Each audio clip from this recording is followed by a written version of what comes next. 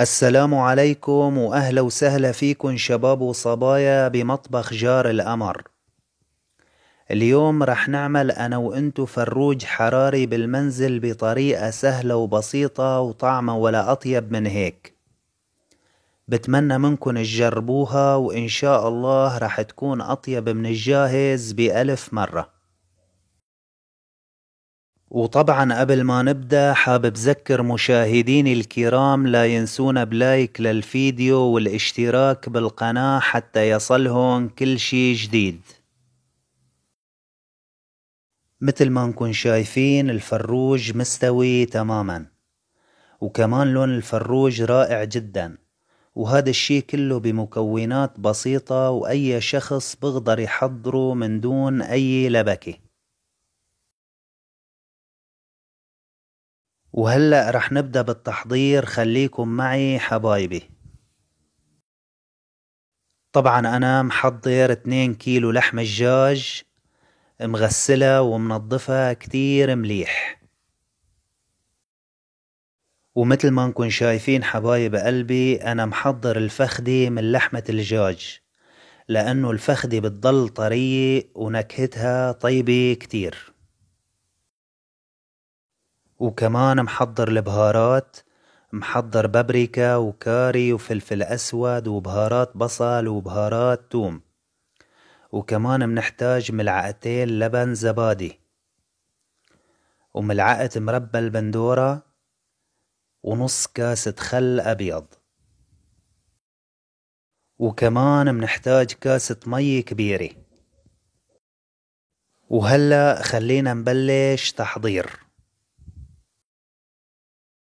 وطبعا راح جيب وعاء كبير وضيف فيه اللحمة، وقبل ما أضيف اللحمة راح شكها بسكينة أو بشوكي حتى التتبيلة تبعه نستفيد منها بقدر الإمكان، وبهيك البهارات بتخرق اللحمة بسهولة.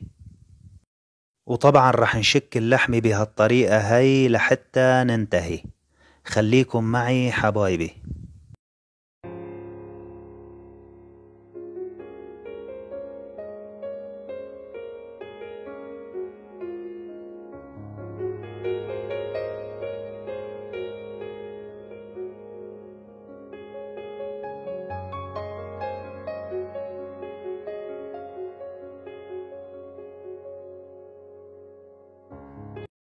وهلأ بعد ما انتهينا من شك اللحمة راح ضيف فوقيهن كاسة مي كبيرة، وراح اضيف نص كاس صغيرة خل ابيض، وكمان راح ضيف البهارات اللي ذكرناها سابقا، وراح ضيف ملعقتين لبن زبادي، وكمان راح ضيف ملعقة مربى البندورة، وراح ضيف فوقيهم ملعقتين ملح.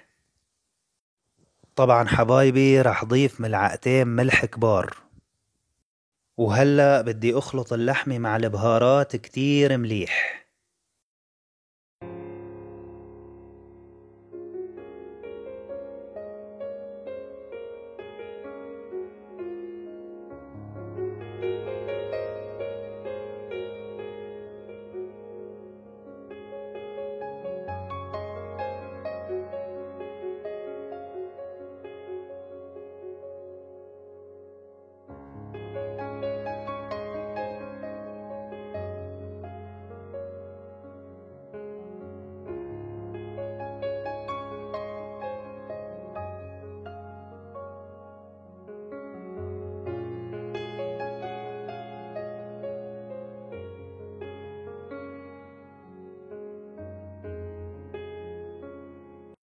وبعد ما انتهينا من خلط اللحمة هلأ رح ضيفها بالأكياس الحرارية.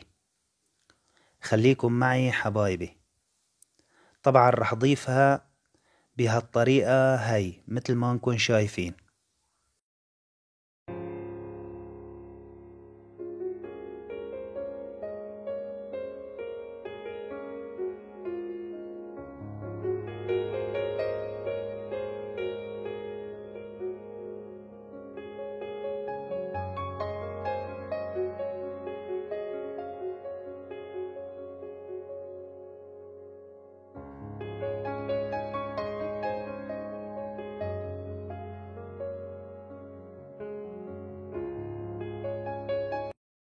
وطبعا بعد ما حطينا اللحمة بالأكياس الحرارية هلأ بدي ضيف المرقة اللي زادت فوقيهن. طبعا رح نضيف مرقة التتبيلة حتى تعطي طراوة للحمة، وكمان بتعطي نكهة كتير رائعة. وبهي الحالة منكون انتهينا، وهلأ منسكر الأكياس ومنحط اللحمة بالفرن. وطبعا حبايب قلبي اللحمة بتاكل معنا وقت بالفرن ساعة ونص تقريبا بتكون اللحمة مستوية. هلأ هيك اللحمة صارت جاهزة تماما ورح حطها بالفرن. طبعا درجة الحرارة بالفرن لازم تكون 180، يعني ما تكون النار قوية كتير. وطبعا حبايبي هلأ هيك اللحمة استوت وأكلت معي وقت ساعة وربع. هلأ رح شيل وش الكيس وارجع حط اللحمة بالفرن حتى اشوي وشها. طبعا برجع بحطها بالفرن 10 دقايق حتى تعطينا اللون يلي نحنا بدنا اياه.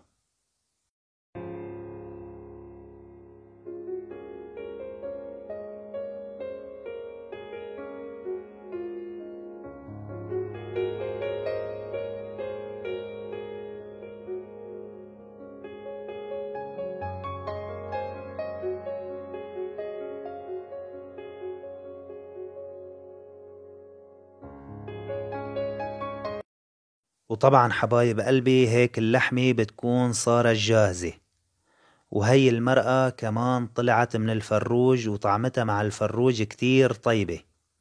بتمنى منكم تجربوها، وبتمنى يكون الفيديو نال اعجابكم. وبرجع بذكر مشاهديني الكرام لا ينسونا بلايك للفيديو والاشتراك بالقناة حتى يصلهم كل شي جديد. دمتم في امان الله.